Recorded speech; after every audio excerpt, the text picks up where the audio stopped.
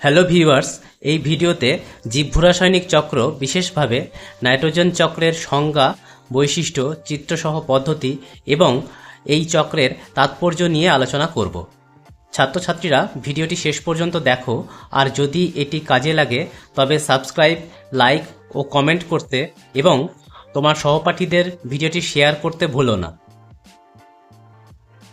বায়োজিওকেমিক্যাল cycle. Bio কথাটির অর্থ জীব, জিও অর্থাৎ পৃথিবী বা ভূভাগ, কেমিক্যাল অর্থাৎ রাসায়নিক এবং সাইকেল অর্থাৎ চক্র। সুতরাং আক্ষরিকভাবে বায়োজিওকেমিক্যাল সাইকেল কথাটির অর্থ হল ভূভাগ থেকে জীবদেহ এবং জীবদেহ থেকে পুনরায় ভূভাগে বিভিন্ন রাসায়নিক উপাদানগুলির চক্রাকারে আবর্তন। অন্যভাবে বলা যায়, জীবভূরাসায়নিক চক্র হল প্রাকৃতিক প্রক্রিয়া যার মাধ্যমে carbon, nitrogen, oxygen, phosphorus, sulphur এবং জল জীবজগৎ ও পৃথিবীর অজৈব অংশ অর্থাৎ বায়ুমণ্ডল, জলমণ্ডল ও ভূমণ্ডলের মধ্যে ঘুরে বেড়ায়। প্রকারভেদ। প্রকৃতিতে প্রধানত দু ধরনের জীবভূরাসায়নিক চক্র পরিলক্ষিত হয়। একটি হলো গ্যাসীয় চক্র বা গ্যাসিয়াস সাইকেল, অন্যটি হলো অবক্ষেপ চক্র বা সেডিমেন্টারি সাইকেল। গ্যাসীয় চক্র দ্রুত বায়ুমণ্ডলের মাধ্যমে ঘোরে, অন্যদিকে অবক্ষেপ চক্র ধীরে ধীরে শিলা, মাটি ও মহাসাগরের মধ্যে দিয়ে চলাচল করে। গ্যাসীয় চক্রের একটি উদাহরণ হলো নাইট্রোজেন চক্র। বায়োজিওকেমিক্যাল সাইকেল বা ভূরাসায়নিক চক্রগুলি পরিবেশের ভারসাম্য বজায় রাখে, জলবায়ু নিয়ন্ত্রণ করে এবং জীবনের ধারাবাহিকতা নিশ্চিত করে। নাইট্রোজেন চক্র হল একটি ধারাবাহিক প্রক্রিয়া যেখানে বায়ুমণ্ডল, মাটি, জল এবং জীবজগতে নাইট্রোজেনের রূপান্তর ঘটে। নাইট্রোজেন পৃথিবীর বায়ুমণ্ডলের প্রায় ৭৮% জুড়ে রয়েছে, কিন্তু এই গ্যাস সরাসরি জীবজগতের জন্য ব্যবহারযোগ্য নয়। তাই নাইট্রোজেন চক্রের মাধ্যমে এটি জীবনের জন্য অপরিহার্য যৌগ যেমন অ্যামোনিয়া, নাইট্রাইট এবং নাইট্রেটে রূপান্তরিত হয়। নাইট্রোজেন চক্রের বৈশিষ্ট্য। বায়োজিওকেমিক্যাল সাইকেল বা জীবভূরাসায়নিক চক্র বায়ুমণ্ডল, ভূমি ও জীবজগৎকে যুক্ত করে। এই চক্র মাইক্রোবিয়াল মেডিয়েশন, অণুজীবের ভূমিকা, রাইজোবিয়াম, অ্যাজোটোব্যাক্টর, নাইট্রোসোমোনাস, নাইট্রোব্যাক্টর ইত্যাদি ব্যাকটেরিয়া গুরুত্বপূর্ণ ভূমিকা পালন করে। সংগ্রহস্থল রিজার্ভার্স। বায়ুমণ্ডলে N2, মৃত্তিকাতে অ্যামোনিয়া, নাইট্রেট, জীবজগতে প্রোটিন, নিউক্লিক অ্যাসিড রূপে সংগ্রহ হয়। ডুয়াল রোল বা দ্বৈত ভূমিকা। নাইট্রোজেন একদিকে সম্পদ, অন্যদিকে উৎপাদন নিয়ন্ত্রণকারী। Process of nitrogen cycle. Nitrogen চক্রের পদ্ধতি। দুটি phase. Transfer of nitrogen from the atmosphere to the soil, অর্থাৎ বায়ুমণ্ডল থেকে মৃত্তিকায় নাইট্রোজেন স্থানান্তর। বি.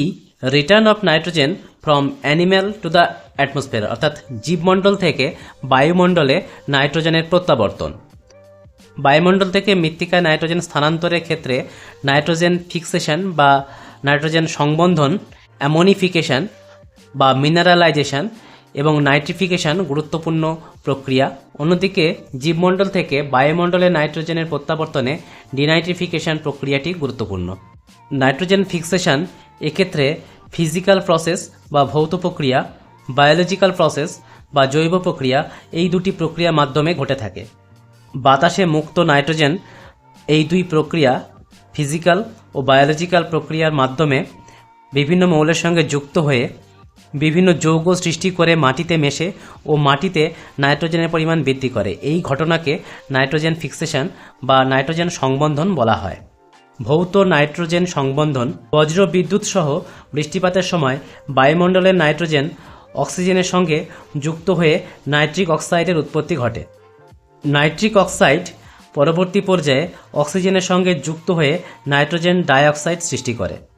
নাইট্রোজেন ডাইঅক্সাইড বৃষ্টির জলের সঙ্গে যুক্ত হয়ে নাইট্রাস অ্যাসিড এবং নাইট্রিক অ্যাসিডে পরিণত হয়ে মৃত্তিকায় পতিত হয়। মৃত্তিকায় ক্ষারীয় মূলকের উপস্থিতিতে নাইট্রিক অ্যাসিড নাইট্রেট ও নাইট্রাইটে পরিণত হয় এবং উদ্ভিদ দ্বারা শোষিত হয়।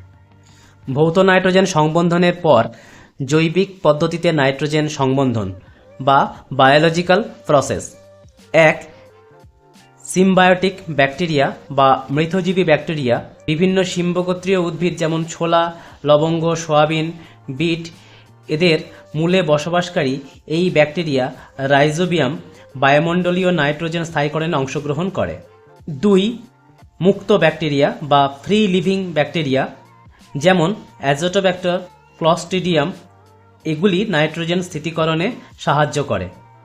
এই ব্যাকটেরিয়াগুলি নাইট্রোজেনকে অ্যামোনিয়া হিসাবে মৃত্তিকায় স্থায়ী করে। 3.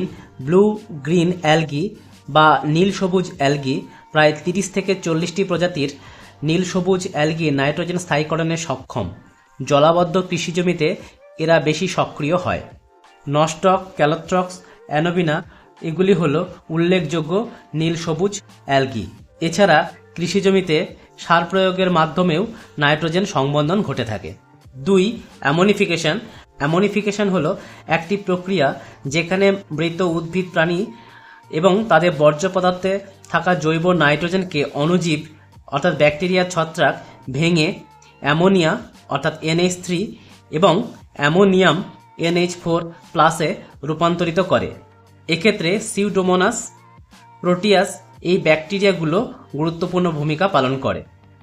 উপরিউক্ত প্রক্রিয়ায় অ্যামোনিয়া বা অ্যামোনিয়াম লবণ বিভিন্ন ব্যাকটেরিয়া ক্রিয়ায় নাইট্রেটে পরিণত হওয়ার প্রক্রিয়াকে বলা হয় নাইট্রিফিকেশন।